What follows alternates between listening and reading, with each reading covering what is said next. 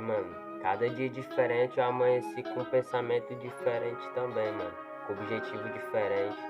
E a minha mente, ela falava coisas contrárias do que eu deveria fazer, tá ligado? E daí eu queria me expressar de uma forma de música, mano. Saiu essa. Pediram pra eu maldar, pelo fato de ser free. Só porque eu faço de tudo, eu não vou fazer isso aí. Pediram pra eu maldar, pelo fato de ser free. Só porque eu faço de tudo, eu não vou fazer isso aí. Eu tô pensando demais, querendo fazer besteira. Engazear a escola, de segunda a sexta-feira. É que eu já tô cansado, de vizinha fofoqueira. Doido pra derrubar os falsos, que tão por aí de bobeira. E eu tô pensando besteira, eu tô pensando besteira. E de pensar tanta merda, já tá me dando canseira. Eu tô pensando besteira, eu tô pensando besteira. E de pensar tanta merda, já tá me dando canseira. E agora pra mim tanto faz, eu só quero andar pra trás e magoar muita gente, pra ter um ódio a mais. Sei que ninguém vai ligar, não adianta o gás. Lixo só teve valor quando tava nos jornais.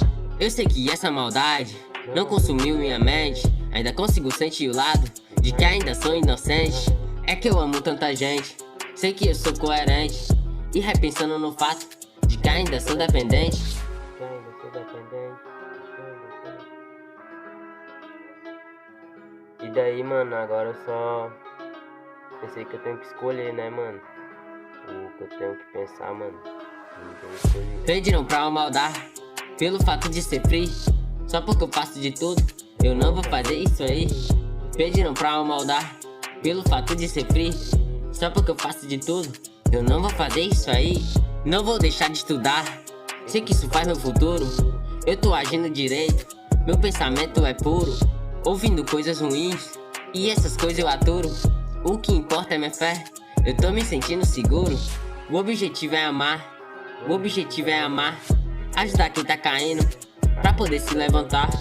O objetivo é amar, o objetivo é amar.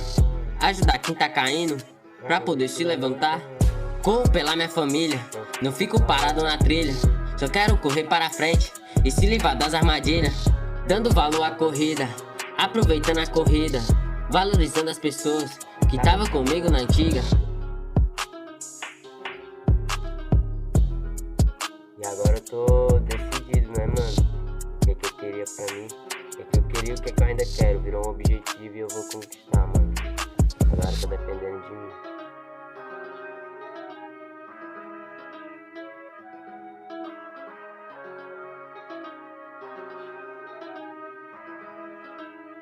Saturday,